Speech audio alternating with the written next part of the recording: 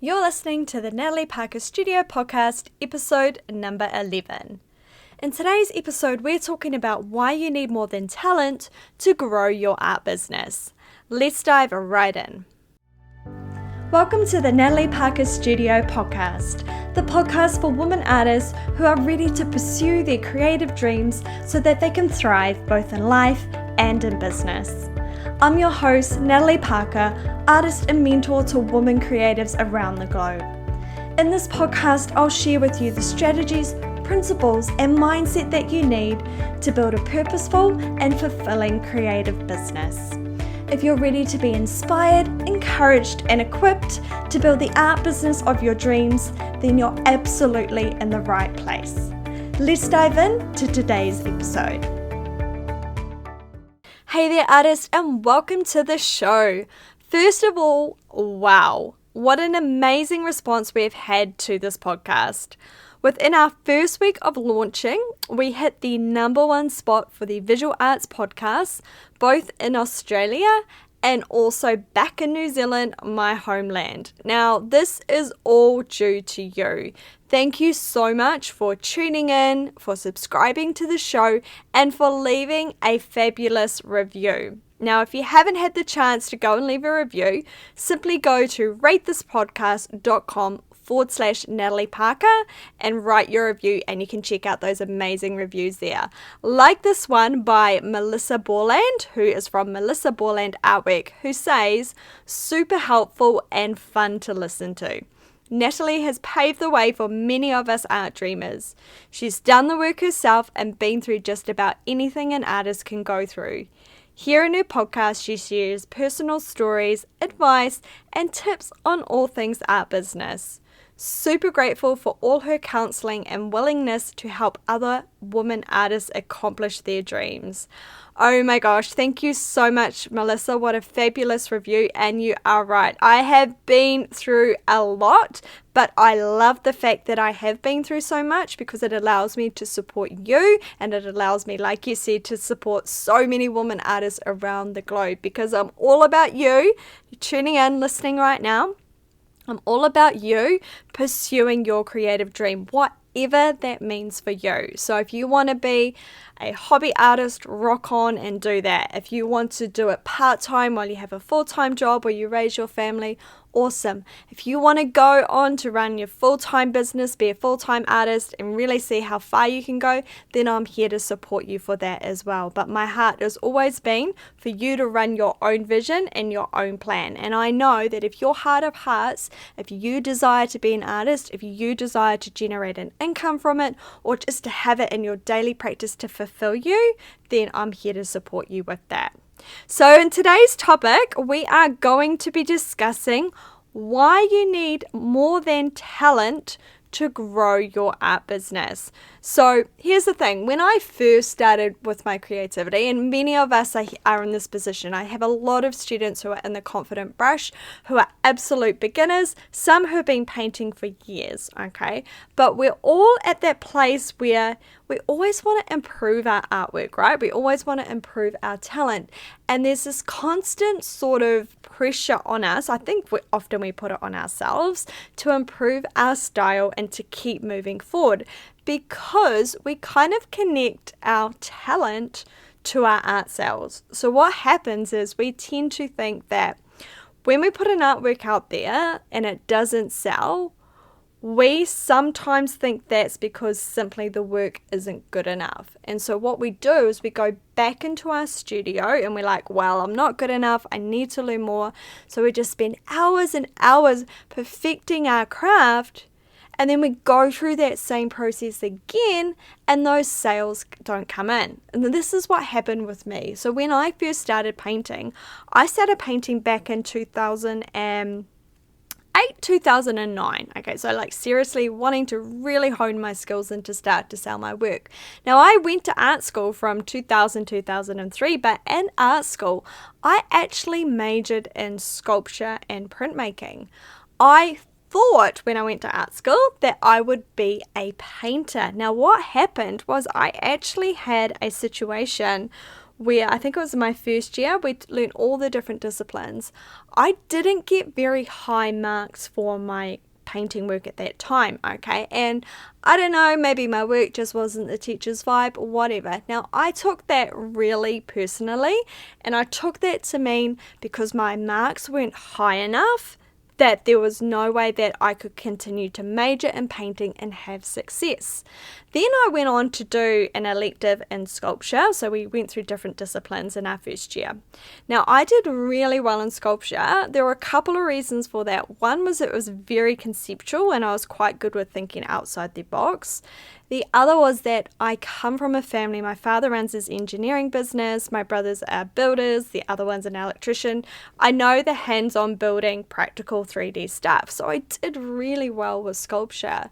And so I got great marks, so I equated my success to that mark. So I went on to major in sculpture. I'm absolutely grateful for it, but honestly, my heart of hearts, if I could go back to art school and redo that again, I would be doing painting. So what I'm saying here is I equated my talent to how far I thought I could be successfully in selling my work. I put aside what made me really happy and joyful. So painting would have probably really lit my boat up so much more than sculpture did. But I was purely going at it from I need good grades so I can pass, so I can go on to have great art business and sell my work. And I know many of us sort of carry that through in our studios, right? You know, we just constantly push. Let's get our work better. Because if our work's better, it's more likely to sell. And there is some truth in saying that. But there is also some truth in saying this. Have you ever noticed someone who is so incredibly talented as an artist but has low or no art sales, so very low sales, and you're like, I don't understand, like their work should be flying off the shelves, it's not, why is this artist not selling their work? It's amazing. I mean, all you have to do is go on the gram, scroll through all the beautiful artists there and go, I don't know why their work's selling. Here's the other side of the situation. Have you also seen some work that is very poor in terms of composition or very mediocre and average, okay? And granted, we are all at our learning processes and our creative talent, okay? So I want you to remember that. But there are some times where like, how is that person selling so much work? How are they suddenly, become like an Instagram influencer? It might be someone picks up their work and says this work is amazing and they just sell. What's actually happening here? The answer is marketing. You can have the most talented work, you can be the most talented artist, but if you haven't developed your marketing skills, that is you getting your product out in front of the right people, you're not going to sell that work. But here's the problem. Most artists are not marketers. They haven't developed the marketing skills. We spend so much of our time in our studio developing our work because we have that belief that if my work is good enough, it will attract the right buyer and it will sell. So, what are we going to do in this situation? In order to build a successful art business, you need both your creative talent and your marketing skills. The problem is, as creatives, we're not always marketers. So if you're wanting to grow your art business, how do you expect it to grow when you're only focusing on building your talent and not learning on the skills to market and to sell your work? And look, I get it, all right? Many artists that I talk to, they shy away from marketing, okay? They feel, for many reasons. The first one is that our artwork is so incredibly personal to us, right? Okay, so when we put our artwork out there, we almost feel like we are marketing ourselves. Okay, so When we put our artwork out there, which has a piece of us within it, which is actually what makes really good art, when it doesn't get the response that we hoped for, or it gets a negative response, we can attach that negative response, lack of response, or even great response to our own personal value, and we can take it really personally and feel rejected. So in order to protect ourselves from feeling that rejection, we hold back from sharing our work. Yet, in our heart of hearts, we want to share our work because why? Sharing our work gets us the art sales. With the art sales, we get the income.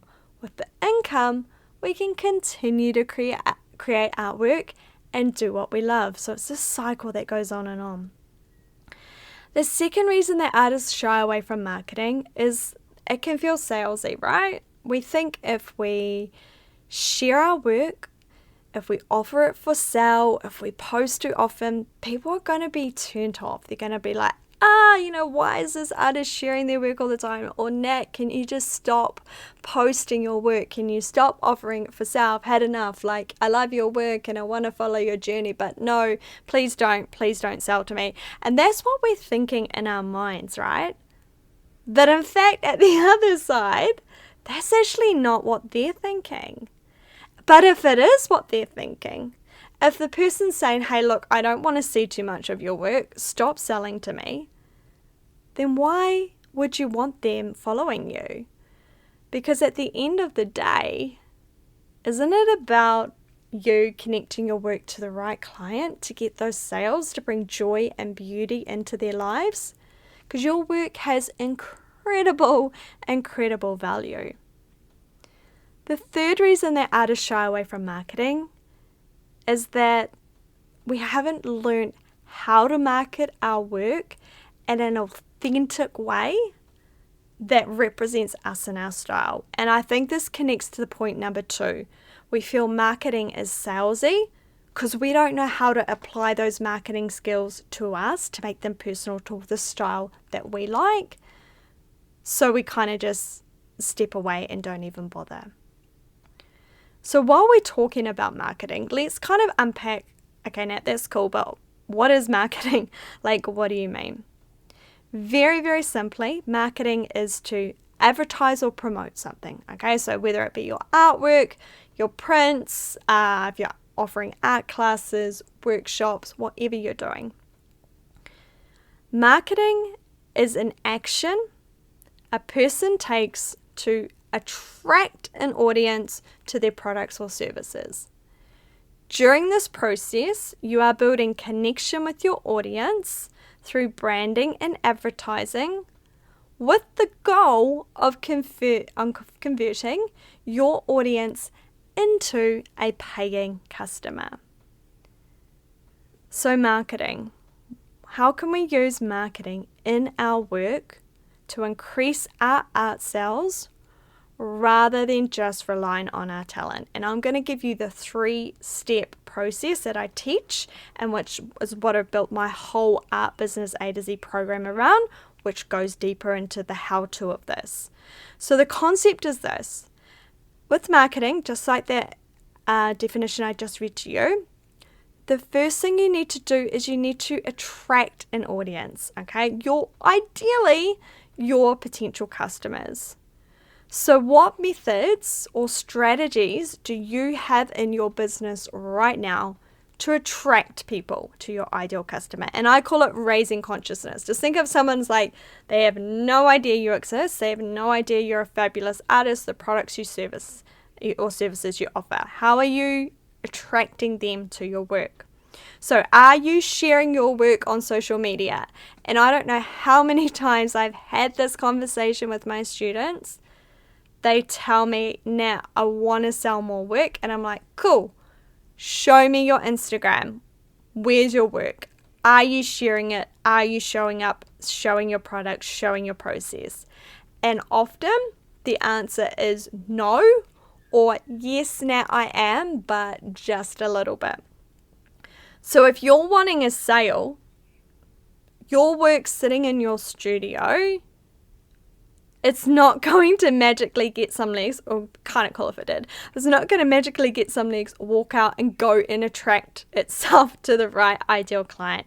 You have to physically get the right eyeballs on your product. So are you sharing your work on social media? That would be the first place I would start, because that is free traffic. Okay, people are on Instagram, Facebook, TikTok, whatever, all the time. The other one is, do you have a website? Now, if you are looking to build an art business and you do not currently have your own website, you need to get a website. Okay, your website raises your professionalism as an artist. If you are leveraging your work just off third-party sites like Society6, Redbubble, Etsy, and you don't have your own physical land, online land domain, which is your website, you're kind of running a risk there. Because imagine if Etsy shut down. I remember years ago they changed their shipping policies, which really shook up a lot of handmade artists. What happens if Society6 or Redbubble crashes? You have no control over those, so you absolutely need to have your own website. Another way you can attract, are you exhibiting in local shows? Are you getting out of there in front of people? Do you have your products at local markets or expos? Have you listed your work at online galleries or third-party websites like I just mentioned? So the attraction, basically think of attraction as I'm trying to get my product, whether on or offline, and I teach this inside Art Biz A to Z, on or offline, in front of the right people. The more people, right people, who see my work, the higher my chance of getting those sales in. So that is the very first thing you need to do in marketing. That is just attracting, raising consciousness, saying, hey, look, I paint, this is my work, have a look. The second thing you need to do is you need to connect with your audience. Okay, people, when they see the art, some people will just see your artwork and you love it and go buy it, but lots of people love to actually connect with the artist or the purpose behind the artwork, because art can be a luxury item. So we really want to make it valuable and personal. And if you are running a small business, as most of us artists are, we are small business entrepreneurs, that hands-on touch, that personal touch can go so far. As an example, I brought a couple of beautiful dresses from Kiki and Finch, who is a boutique clothing store here in Melbourne, Victoria. And she wrote this beautiful hand note in the parcel that she sent to me. So opened it yesterday. There's these two beautiful dresses in there, but she just wrote this, hey Nat, thank you so much for purchasing. I hope you love these dresses. Love, Olivia. And I was like, that really spoke to me, because how many big stores that we go to when we buy from, do they take the time to write a personal hand note to us? Very, very few. Okay, so we want to connect. Because of that connection, not only is marketing connecting when you're selling, but it's also the whole thing. It's that you connect them, you sell, but it's also when they get your product and they will become repeat customers. Now, because of that beautiful connection point that she gave me, I'm more likely to go and continue to buy more dresses and more clothing from her, because I love that service. So how are you connecting with your clients? Are you answering their comments? So if you have a post and someone says, I love your work, or that's beautiful, respond to those comments. Now, when you are small, you have a small Instagram following, you can do this, all right? Take the time. This is where I started, and at times, absolutely, it can feel tedious and time consuming. But you know what? Building a business takes time, and that effort will absolutely pay off. So respond to those comments, respond to those DMs. How else can you build connection? Are you sharing your process? People, like I tell my students, creativity is magic. What we do is just amazing to some people. They don't have the talent that we have. Okay, so when they're watching us create, it's almost like, wow, we're doing this magic act. So are you sharing your process with people? Are you, creating some videos or some Instagram reels so they can see? Are you describing the story behind your work? How many people have asked you when you've created something, well, what was your intention behind this work? Now, if you don't have anything deep and meaningful, that's okay. I don't always have deep and meaningful reasons behind my work, but I do often have connections to the feeling that I want to create through my work, or I love a certain color palette, or it may have been that I've seen a particular style or patterns that I've noticed from nature or from some beautiful patterns in some clothing that have started to come through in my work. People love to hear that story. So start to build those connections. Do you have an email list? And again, if you don't have an email list, you needed this yesterday, and this is another thing I teach inside Art Biz. But with your email list, this is a great way to build those personal connections, because I mentioned before, with your social media, you get like a high engagement on social media, right, is 6%. So that means 6% of people will see your work, like it, comment, or engage on one of your posts.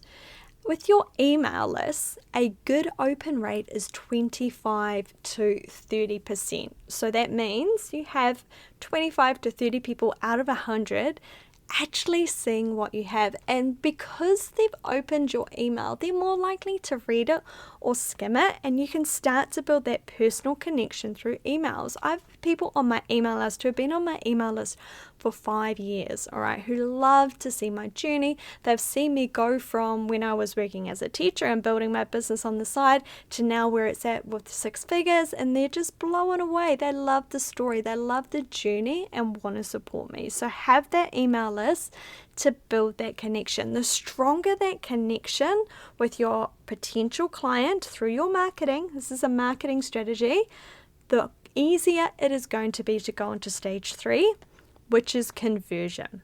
So this is where we convert that ideal client into a paying customer. This is where you ask for the sale. Okay, so this is where you need your sales systems in place. So you need somewhere to take money, make it easy for people to pay you. Do you have a website? Do you have PayPal, which is golden? How many times have you been on an online shopping? I'm not saying you're online shopping, but I have done this many times. I'm going to add something to my cart, go to pay for it, and they don't have PayPal. They want me to go and get my credit card, which may be in a different room, come back, put it in. Personally, not a fan of entering my credit card details on my phone like that, but anywho, if that happens, I'll just exit out of that cart and gap it, and often I'll forget about it. If they have PayPal there, I'm like, yep, easy done straight away. It's so much easier. So make the conversion process easier for your audience. The other way you convert is you ask for the sale. So once you've got a client who's been attracted to you, they've connected to your work and your process, they're ready to buy. Converting is about finally giving them the opportunity to buy. So it might be you have a new collection launch that goes out to your email list, and you've built the attraction, you've built the connection. They're like, yes, that's the right piece, it's the right color, right size, I'm ready to buy. Done. It might be that you have a sale and they're like, oh, I've been waiting, I'm not really in my budget, or because it's on sale now, yes, I must do it, or there's a limited supply. So many sales strategies that we can use to convert those ideal customers into a paying customer. So you need to get your work out of your studio in front of the right people, whether that be online or offline.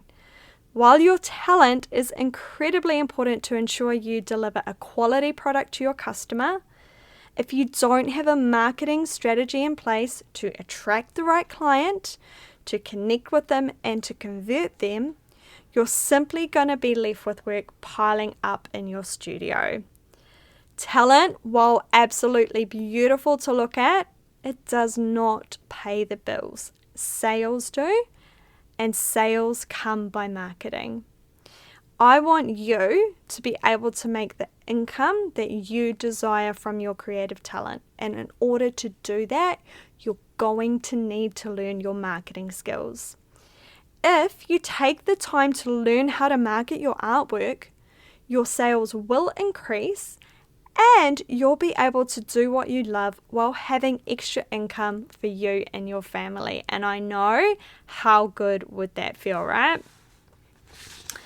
Alrighty, ladies, so that is us for today. Now, if you want to go deeper with this conversation, we are currently running the Art Biz Startup Series. This is a free training for artists who are wanting to go from being a hobby artist, or you've just got you out of the hobby stage, you're emerging, you're starting to get, the odd sale here or there, but you really want to leverage and start to grow your art business in 2022. So I'll put the link in the show notes below. You can come and join us. We have had our first live training, but you can catch up for the second 2 trainings, and I would love to have you there and help you learn more about your business strategy so that you can start to generate the income that you love and be in your studio more. All right, that's a wrap for today's episode. If you'd love to carry on this conversation with me, if you've got any questions, feel free to send me a DM at Natalie Parker Studio. While you're there, take a screenshot of this episode, upload it onto the gram, and tag me in. Coming up next week on the show, we're discussing what it means to be a flourishing artist. Until then, keep pursuing your creative dreams. Do you dream of having your own art business?